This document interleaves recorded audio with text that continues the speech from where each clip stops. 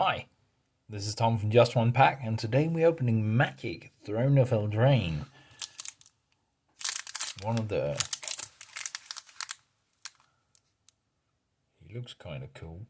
Anyway, let's get to it.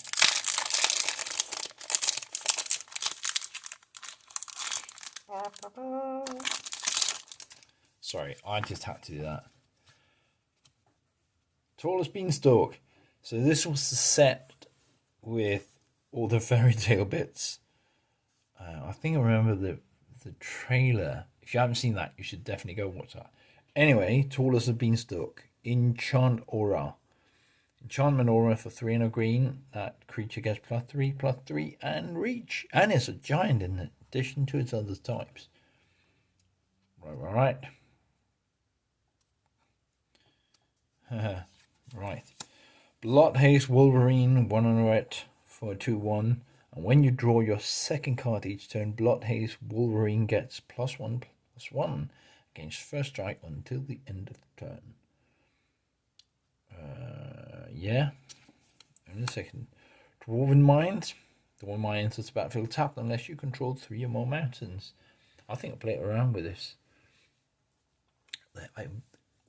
Was there a dwarven something where you're going to have impossibly many of them? I can't remember. This, at least, is not a basic land, but a land and a mountain. And just... You get a 1/1 red draft token. That could be fun if that's the token that's in this pack. Henchwalker. Colorless. Artifact creature golem. Some hat. Is that... Oh, it's a banner. I thought, was that a snake on his back? No, it's a banner. For 3, you get a 2/2 with adamant. If at least 3 mana of the same color was spent to cast this spell, Henchwalker enters the battlefield with +1/+1 counter on it.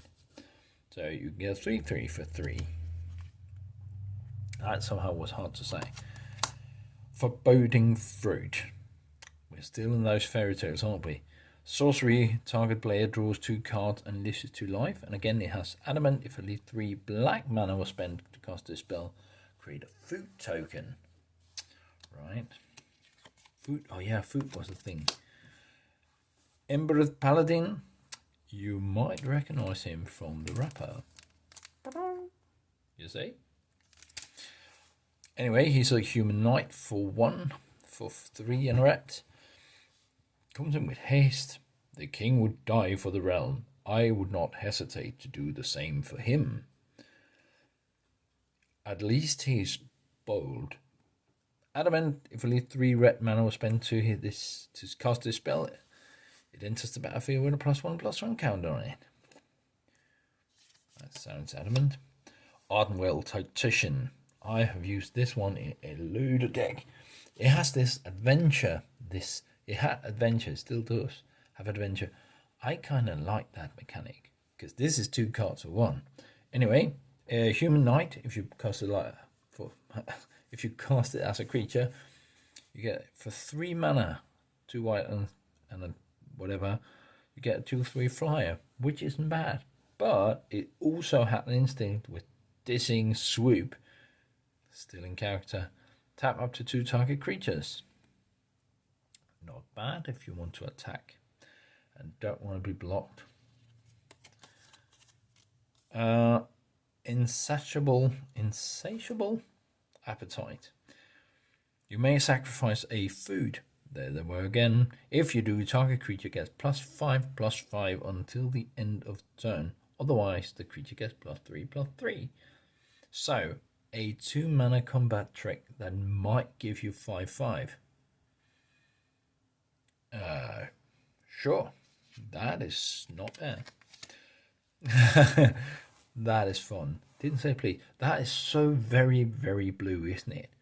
For 2 blue and a whatever color and a generic counter target spell. That is very blue. Its controller puts top 3 cards of their library into their graveyard. Bluish, more blackish, maybe. But the title of this is just spot on. Didn't say please. Oakham Adversary. I can't remember this one. Anyway, Elf Warrior for 3 and a green.